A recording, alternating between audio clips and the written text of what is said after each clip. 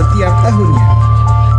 Hingga pada Oktober 2014, Tokopedia menjadi perusahaan internet pertama di Asia Tenggara yang mendapat pendanaan sebesar 100 juta US dollar dari SoftBank dan Sequoia Capital. Kepercayaan ini menandakan Indonesia dipandang sanggup melahirkan perusahaan teknologi kelas dunia yang mampu bersaing secara global. Pendanaan ini memungkinkan Tokopedia untuk terus mengembangkan SDM berkualitas yang berpedoman pada DNA Tokopedia.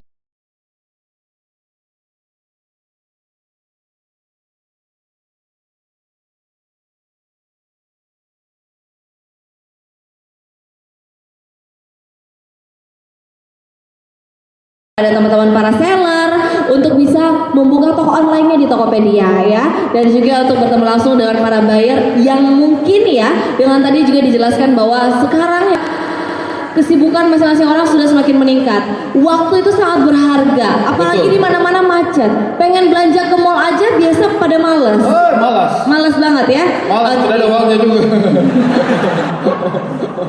Jujur banget sih ya. Oke, nah ini kita akan bertemu dengan dua orang ya, yang dimana merupakan seller dari Tokopedia yang bisa menginspirasi kita pada hari ini. Bagaimana perjalanan karir mereka untuk bisa mencapai kesuksesan bersama dengan Tokopedia, menjemput impian mereka dan juga menciptakan peluang. Kalau begitu, dengan siapa kita akan ngobrol pada hari ini? Langsung aja kita lihat video berikut ini terlebih dahulu.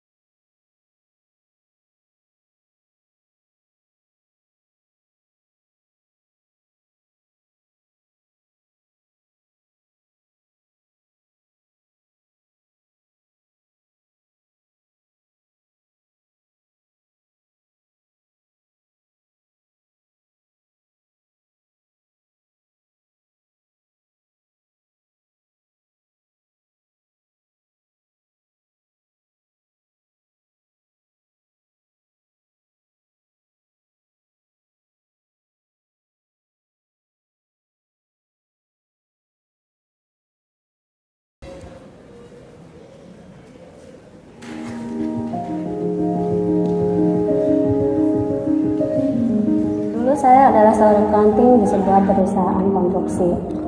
Kemudian setelah menikah, saya keluar dari pekerjaan tersebut untuk mengikuti tugas suami saya. Banyak waktu luang yang saya miliki. Kemudian saya berpikiran untuk kembali lagi ke hobi saya yang lama, yaitu di kerajinan panel.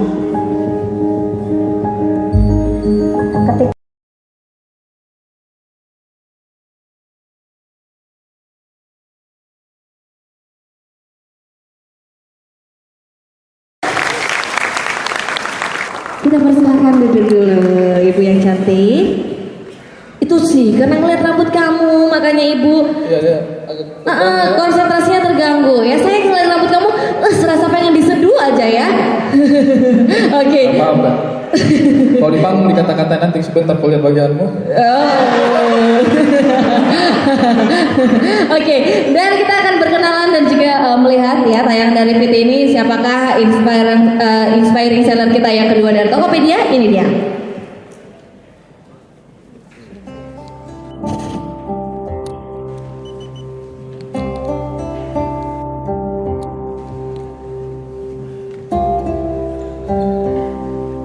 Saya bekerja sebagai cleaning service selama 5 tahun dengan penghasilan yang pas-pasan. Kemudian di pertengahan saya menikah, di situ saya sadar bahwa gaji sebagai cleaning service itu tidak cukup untuk memenuhi kebutuhan sehari-hari. Di situ saya berpikir untuk cari pekerjaan sampingan. Di saat itu namun saya terbentur dengan jam kerja sebagai cleaning service. Saya bekerja 8, 10 bahkan hingga 12 jam. Bahkan saya bisa pulang hingga larut malam. Di situ terjadi kendala. Saya senang main di toko buku, saya baca-baca, saya menemukan satu buku yang membahas mengenai internet marketing. Di dalamnya itu umum, Tapi dari satu buku itu akhirnya saya dipertemukan sama satu platform yang mengakomodir lah individu yang untuk jual online, yaitu di Tokopedia. Udah tahu media jualnya tapi masih bingung untuk jual apa. Waktu saya jalan-jalan gak pas ke malam, di situ ada yang jual mainan. Nah disitulah saya melihat karena harga modal yang relatif kecil, saya memutuskan untuk jual mainan. Setelah berjalan 1 tahun menjalani profesi sampingan jual online, saya dihadapi pilihan bahwa karena harus menjalani pekerjaan saya sebagai cleaning service atau berjualan online. Di situ saya cukup dilema tuh untuk mempertimbangkannya. Tapi akhirnya setelah saya pikir matang-matang dan saya diskusi sama istri dan orang tua saya, akhirnya saya berani memutuskan untuk meninggalkan pekerjaan lama saya dan fokus untuk jualan online. Karena melihat perkembangan 1 tahun terakhir, permintaannya terus meningkat dan saya rasa di sini ada peluang lebih besar lah untuk berhasil ketimbang pekerjaan lama saya. Kemudian lambat laun hingga saat ini alhamdulillah sudah jauh lebih meningkat, bisa 5-10 kali lipat dari gaji saya dulu sebagai cleaning service. Bagi saya kesuksesan itu tidak melulu soal materi, tapi bagaimana kita dapat berguna bagi diri kita sendiri serta orang lain di lingkungan kita. Bagaimana kita berani untuk bermimpi dan berani untuk memiliki cita-cita dan berani untuk memperjuangkannya. Saya percaya setiap orang terlahir dengan paket kesuksesannya masing-masing. Oke, beliau beras yang paling baik dan kita sambut inilah dia Pak Fahrudin ya. Inspiring banget ya. Boleh silakan duduk. Oke, gimana nih Mas Ari? Kita mulai sekarang ya. Kita mulai sekarang. Kalau begitu kita akan ngobrol-ngobrol dengan Ibu Sri ya panggilannya, dan juga terjun ke bisnis online dan bergabung dengan Tokopedia. Seperti apa sih kehidupan Ibu?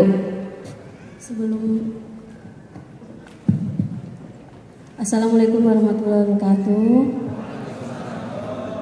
Saya memperkenalkan diri dulu. Nama saya Sri Nurul Hidayah. Saya ibu dari seorang anak dan seorang istri. Sebelum menjalani bisnis online, saya hanya seorang ibu yang seperti ibu-ibu rumah tangga biasanya, yang kerjanya mengurus anak dan suami, mengantar anak. Oke, jadi dulunya ibu rumah tangga. Kalau Mas Fahrudin sendiri, tadi kan kita udah lihat ya di videonya bahwa dulu bekerja sebagai office boy.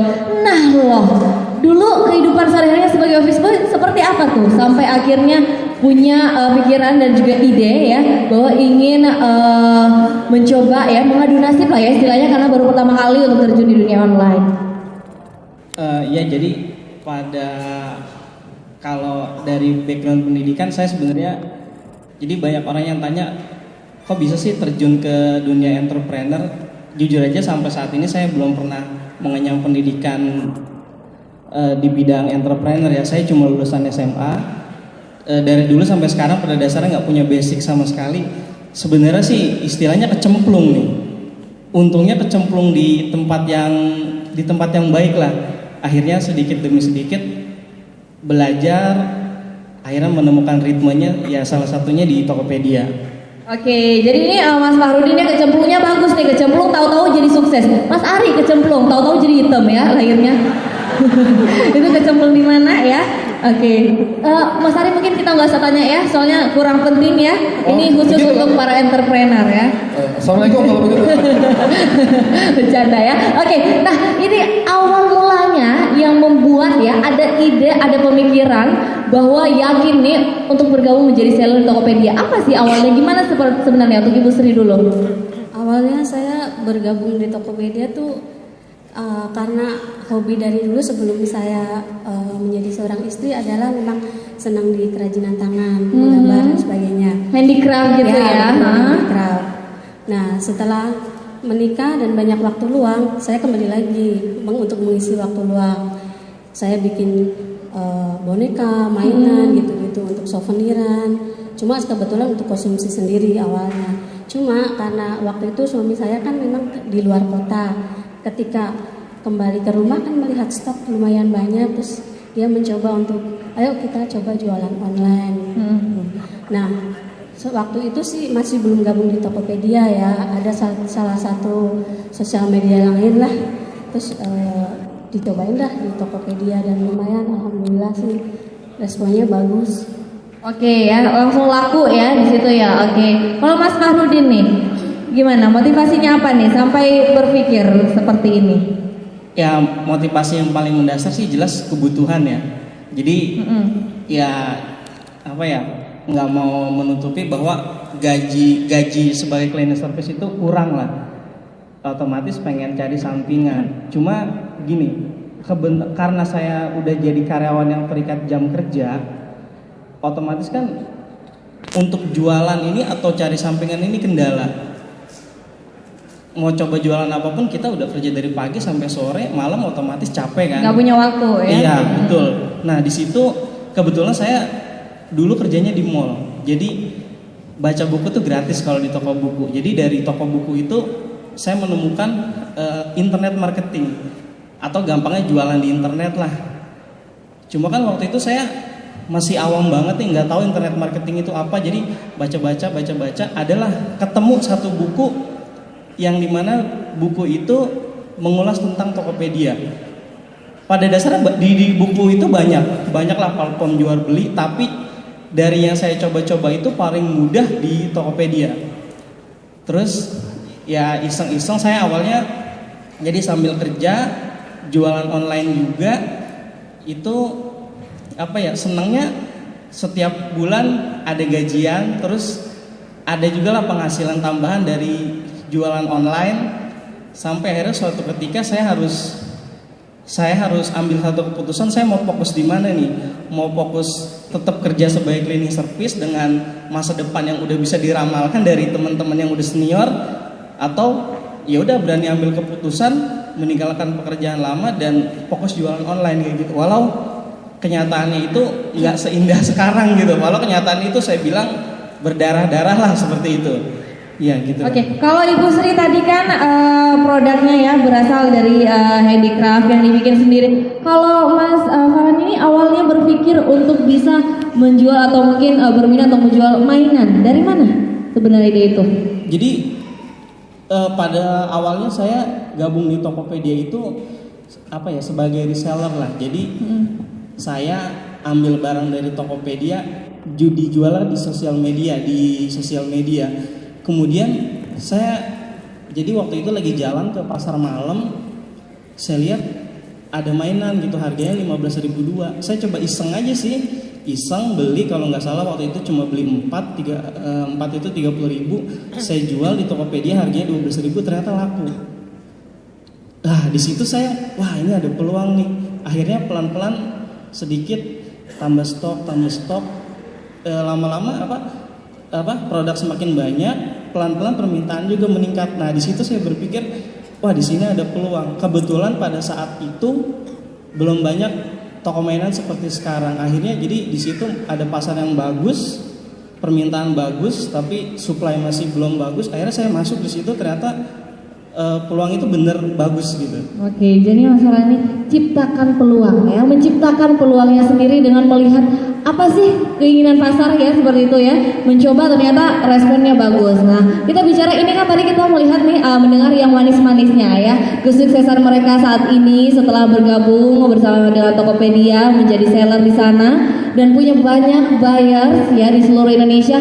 Kita pengen tahu selama perjalanan bisnis online ini ada nggak hambatan-hambatan yang mungkin bisa diceritain, sharing di sini? Mulai dari Mbak Sri dulu mungkin.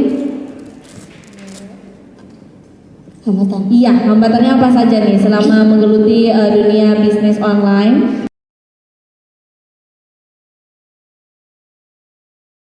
Mungkin pengiriman telat dari konsumennya, kan pasti dia ribut nih, kenapa ini nggak nyampe sesuai dengan waktu. Karena kan ketika sampai udah di kurir itu udah di luar tanggung jawab kita. Itu yang pertama. Yang kedua mungkin ada kadang-kadang buyer yang memang nggak menginginkan produk tuh di luar ekspektasi harga. Saya kan jualan barang-barang sih kalau dibilang bagus sih enggak, tapi sesuai dengan harganya. Kadang-kadang memang ada buyer yang loh harganya kok harga segini, barangnya kok yang datang begini. Paling kita akan menjelaskan bahwa dengan barang seperti itu kita mempunyai kelebihan seperti ini gitu. Jadi lebih komunikatif aja ya. Saya lebih komunikatif untuk meminimalkan perasaan mereka. Di sini kita harus mengedukasi customer. Kadang-kadang gitu, customer tuh ekspektasinya begitu mereka beli hari ini maunya besok sampai. Padahal ya namanya online kan butuh waktu gitu. Nah, di situ kita sebagai seller harus benar-benar sabar nih mengedukasi customer bahwa butuh proses, butuh waktu dan lain-lain lah seperti itu. Jadi harus sabar lah, karena tipikal customer ini macam-macam. Ada customer yang oke-oke aja, kalau yang oke-oke aja sih enak lah. Tapi ada juga customer yang perfeksionis. Kita udah kirim secepat mungkin, kasih barang yang terbaik, tapi karena orang perfeksionis, tetap aja nilainya nggak bagus. Nah, di situ kita harus sabar dan yaitu harus mengedukasi sebanyak mungkin customer agar online ini lebih bersahabat dan lebih menjadi udah sesuatu sehari-hari, bukan sesuatu yang aneh gitu, bukan barang baru gitu. Jadi sebagai seller kita harus mengedukasi pasar dengan banyak sabar lah, saya bilang kayak gitu. Oke, jadi seperti itu ya Mas Faudi dan juga Mbak Sri. Nah, ini kan kita lihat semakin banyak entrepreneur ataupun juga Mas, jangan tidur dong Mas. Kenapa dari tadi ya? Kok saya terus yang ngomong, dibayar di sini Mas Ari ya? Bisa ngomong dikit nggak sih? Kenapa gitu banget ngeliatnya? Minum dulu Mas Ari ya. Oke. Nah, ini kan kita lihat semakin banyak nih ya, baik itu anak muda ya yang mungkin masih bersekolah pun udah terjun ke dunia online, membuka bisnis online ataupun mereka juga menjual apa aja ya yang di rumahnya biasa dijualin semua. Nah, biasa kan juga kita melihat nih ya, kepercayaan dari para buyers itu susah banget karena banyak ya juga para seller yang mungkin ternyata fiktif ya bisnis online-nya, banyak banget rintangan-rintangan lainnya. Bagaimana nih sebagai seller yang benar-benar fokus di bisnis online dan benar-benar maksudnya melayani ya para pembeli dengan baik untuk meyakinkan para pembeli ini bahwa bisnis Bapak Ibu ini benar-benar ada dan real gitu. Bisa ceritain nggak, pernah nggak ketemu sama customer yang seperti itu? Kalau kayak gitu sih sering ya Mbak, yang apalagi kalau untuk buyer yang baru-baru belanja online pasti dia agak ragu untuk ini. Kalau untuk ketemu yang buyer seperti itu, saya arahin transaksi lewat Tokopedia, karena kan transaksi itu nggak langsung ya, jadi difasilitasi oleh Tokopedia. Jadi sama-sama nggak akan dirugikan lah. Seandainya barang nggak dikirim pun dia nggak akan rugi, uang pasti kembali. Oke ya, itu kelebihannya ya kalau kita bergabung dengan Tokopedia. Oke. Nah, untuk Mbak Sri sendiri nih ya, dulu kan profesinya sebagai ibu rumah tangga biasa ya, ngurus anak ya, ngurus suami. Sekarang ada kesibukan lain ya. Apakah ini jadi kendala atau hambatan nggak di kehidupan sehari-harinya nih? Alhamdulillah sih enggak ya Mbak. Itu suaminya datang juga hari ini, boleh tepuk tangan untuk suami Ibu Sri ya, luar biasa, ditemenin malah ya istrinya ya. Iya, itu salah satu kelebihannya. Dan alhamdulillah dengan seiringnya waktu dan berkembangnya usaha kami yang tadinya handicraft, sekarang saya merambah untuk konveksi tas ya. Wow, bisa custom gitu ya? Bisa custom. Misalnya Mbak mau ada event apa juga bisa. Keren banget, udah berkembang ya, boleh kita kasih aplaus dulu dong. Berarti ini benar-benar entrepreneur sejati ya kan, gak puas cuma di situ, mengembangkan ya bisnisnya yang lain lagi. Pernah nggak sih mungkin suami atau anak mungkin mama nih online terus atau pegang gadget terus, apalagi mungkin suaminya, mah ini kan malam Jumat. Pernah nggak kayak gitu? Enggak sih, kebetulan karena dengan berkembangnya usaha kami dan saya nggak bisa ngehandle sendiri, suami saya yang tadinya bekerja akhirnya jadi tinggal juga ya. Waduh, tepuk tangan lagi dong, luar biasa ya. Dan kita bagi tugas, dan itu untuk modal awal buat beli bahan dan beli modem. Setelah saya ikut Tokopedia, alhamdulillah semua berkembang. Sampai saat ini kurang lebih 50-100% omsetnya naik. Wah, 50 sampai 100 kali lipat. Waduh, luar biasa ya. Saya jadi nggak sabar nih pengen ngelihat ya.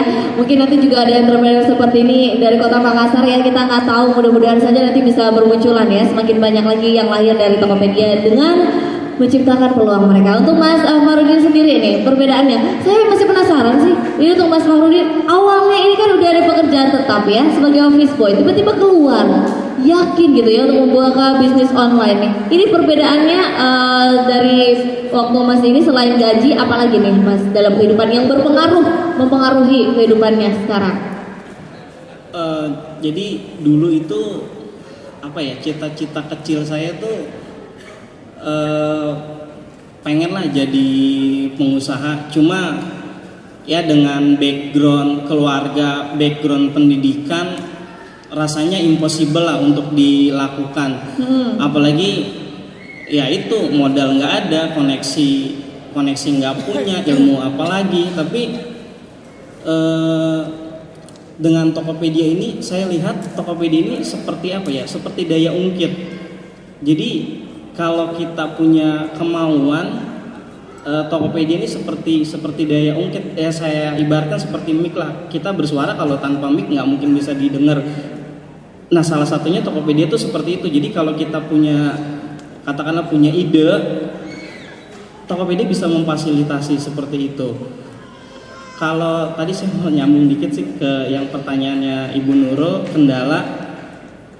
Insya Allah sih saya percaya toko seperti Ibu Nurul, seperti saya di Tokopedia insya Allah sudah dipercaya. Saya mau sharing lah sedikit untuk penjual baru atau calon penjual. Jadi memang dalam bisnis online itu kepercayaan nomor satu. Kalau saya percayalah toko yang seperti Bu Nurul tuh orang udah pasti percaya.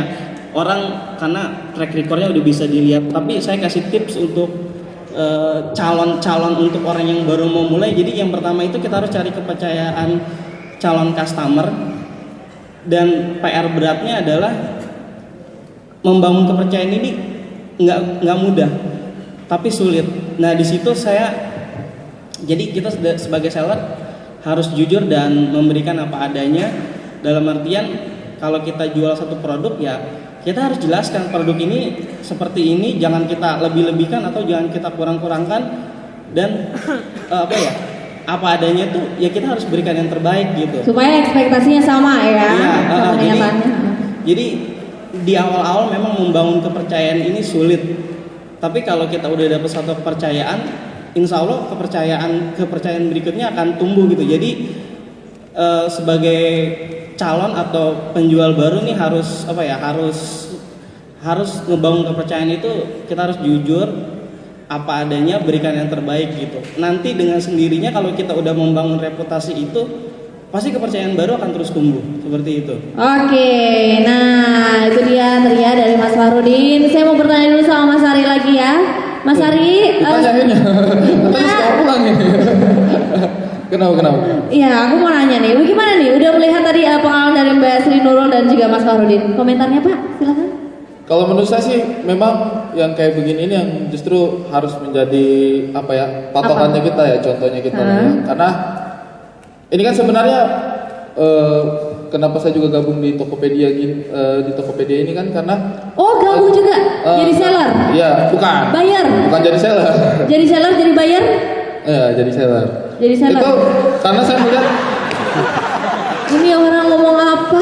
Ya saya juga nggak ngerti. Karena kita punya misi yang sama gitu. Kita punya misi yang sama. Mungkin ini yang harus dipahami sama teman-teman yang ada di sini gitu ya, bahwa tagline-nya Tokopedia Ciptakan Peluang ini bukan hal yang sederhana gitu. Karena Tokopedia ini ibaratnya ya, sudah membuka jalan gitu ya, membuka jalan untuk orang-orang yang ibaratnya ini sebenarnya kita punya background kehidupan yang sama gitu. Saya juga dulu mungkin bukan siapa-siapa, kuliah juga nggak jelas, 7 tahun nggak lulus gitu kan. Tapi kemudian saya melihat ada peluang gitu, ada peluang yang sesuai dengan passionnya saya. Nah, ini juga yang saya rasakan sama teman-teman yang hadir di sini, bahwa mereka punya passion gitu, mereka punya sesuatu yang ingin dikejar, mimpi yang ingin diraih. Kemudian tinggal kadang-kadang kita sudah punya sesuatu, tapi kita tidak tahu jalannya di mana. Kayak saya misalnya, saya punya gagasan, saya punya ide, saya punya hal yang ingin saya sampaikan, tapi saya tidak punya tempatnya. Kemudian mungkin stand up comedy muncul, akhirnya saya punya panggungnya gitu untuk menyampaikan apa yang ingin saya sampaikan. Nah, sama halnya dengan Tokopedia ini. Tokopedia ini sebenarnya panggungnya orang-orang yang punya jiwa kewirausahaan tapi tidak tahu mau disalurkan kemana. Nah, itu makanya kalau misalnya teman-teman yang hadir di sini 1000 orang bisa jadi wirausahawan muda, gabung di Tokopedia, insya Allah bisa maju sama-sama, tepuk tangan. Oke, mantap sekali ya. Baru kali ini saya mendengar Mas Ari omongannya agak sedikit berbobot dan bisa dicerna dengan baik ya. Dan mungkin sangat bermanfaat untuk yang hadir malam hari ini ya. Oke, nah kita pengen tanya lagi dong. Ini kan di Tokopedia aja nih ya. Ini kita belum berbicara secara luas ya, teknologi internet dan lain-lain udah ada macam-macam lah ya yang menyediakan wadah untuk para online ya, pebisnis online. Tokopedia aja udah melahirkan kurang lebih ratusan ribu seller untuk bersaing dengan kompetisi itu sehat. Kalau saya sih tadi sempat sharing sama Mas Fauji, Mas Fauji nyebutnya nggak kompetisi. Kalau saya bilangnya anggap aja kompetisi yang sehat lah. Jadi gini, satu bisnis yang baik pasti diikuti oleh pemain-pemain baru. Tadi saya sempat jalan-jalan sore, sepanjang jalan yang jual pisang EP ya banyak. Itu bukti bahwa pisang EP itu peminatnya banyak, makanya yang jual banyak. Kalau yang jual cuma satu, berarti jualan itu nggak laku. Jadi sebagai seller kita jangan menghindari kompetisi. Kalau bisnis kita ada yang ngikutin menjadi tren, berarti bisnis itu bagus. Yang penting ya saya bilang kompetisi yang sehat, jangan saling menjatuhkan, jangan yang sehat lah, kita berikan layanan yang terbaik. Filosofi main golf ini, jadi saya bilang gini, di permainan golf itu kita nggak seperti tinju bola yang bersentuhan langsung dengan